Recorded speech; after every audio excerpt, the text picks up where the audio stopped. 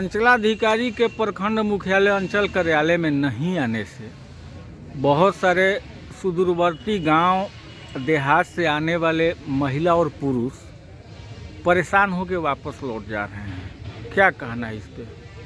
देखिए, हमारे ख्याल से ही नई बात नहीं है। अंचलाधिकारी को मिलने के लिए यहाँ प्रखंड की जनता अपने राजस्व समस्याओं को लेके दौड़ती रहती है, लेकिन अब हम लोगों जैसे आदमी से भी मुलाकात उनकी नहीं होती। कलेक्टर के यहाँ मिलना आसान है, हमारे माननीय जिलाधिकारी हैं, उनके यहाँ मिल जाना आसान है। उनका भी अपना एक जनता दरबार है, उस दिन आप जाइए, आराम से मिलिए, अपनी बात को कहिए, अपना फरियाद लगाइए और फिर आइए। लेकिन यहाँ तो लाइनें लगती हैं उनसे मिलने के लिए। हम लोगों जैसा आदमी, बुजुर्ग आदमी, हम लोग हमारे ख्याल से एक श्रेणी हम लोगों की है बुजुर्गों की, उसमें हम आते हैं और हम लोग जब मिलने जाते हैं तो वहाँ लाइन लगा के खड़ा रहना होता है। अब एक अंचलाधिकारी से जो स्थानीय समस्याओं को देखने के लिए अंचल और प्रखंड में नियुक्त हों, उनसे मिलने के लिए जब लाइन लगाना पड़े और हम लोग जैसा आदमी लाइन लगा के खड़ा रहे, तब तो भगवान ही मालिक हैं।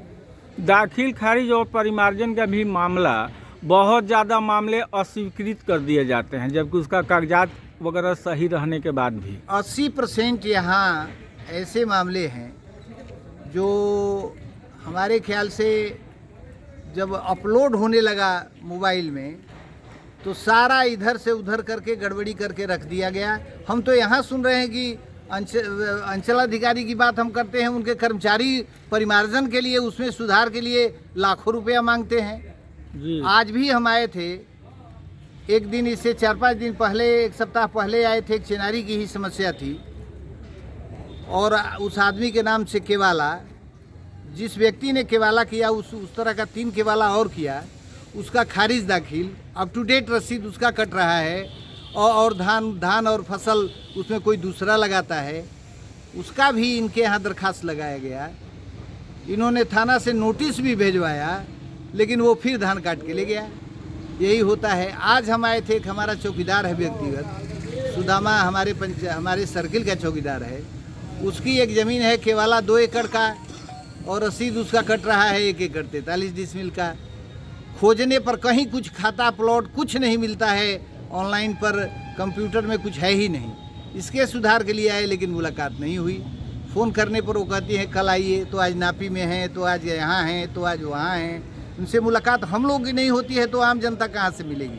अंचलाधिकारी पूजा शर्मा पर संविधान के चौथे स्तंभ के रूप में काम करने वाले पत्रकारों द्वारा भी आरोप लगाया जाता है कि उनके साथ इनका व्यवहार सही नहीं है, यहाँ के स्थानीय पत्रकारों के साथ। हम तो यहाँ जानते हैं कि पत्रकार मिलने जाते हैं, उनके पिता का और उनका पता नोट किया जाता है। एक रजिस्टर तैयार है, जिस रजिस्टर में हमारे चौथे स्तंभ जिनके विषय में आप कह रहे हैं, जिसको नेहरू जी ने स्थापित किया था, और वो पत्रकार जब मिलने जाते हैं वहाँ तो उनका एक रजिस्टर है, उसका उनका नाम, उनके पिताजी का नाम, उनका पता सब बिल्कुल नोट किया जाता है। और ये पत्रकारों की क्या सुनेंगी? बड़े बड़े लोग जो राजनीति में औकात रखने वाले लोग, जिन्होंने कभी गलत सोचा ही नहीं जीवन में, उनकी बात ये नहीं सुनती हैं, पत्रकारों की बात क्या सुनेंगी?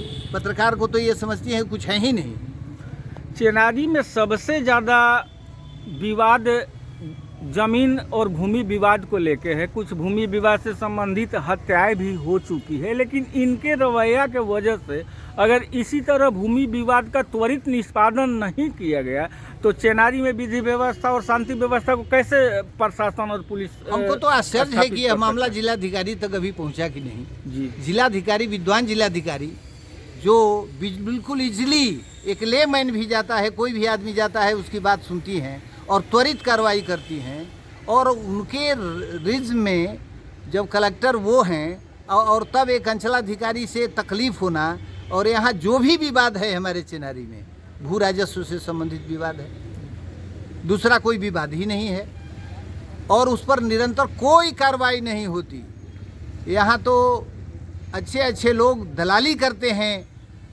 हमको लगता है कि सबको दलाल की ही दृष्टि से देखती हैं कि क्या करती हैं, पता नहीं ये क्या कर रही हैं।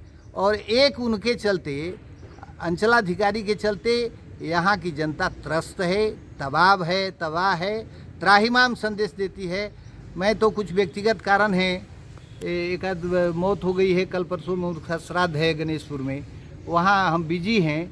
नहीं तो मैं स्वयं जिलाधिकारी के यहाँ जाने वाला हूँ और गुहार लगाने वाला हूँ कि आप स्वयं जांच कीजिए, चिनारी ब्लॉक का एक तिथि तय कीजिए और फिर वहाँ चलिए चिनारी में और लोगों की फरियाद आप सुनिए कि कितना तकलीफ में है।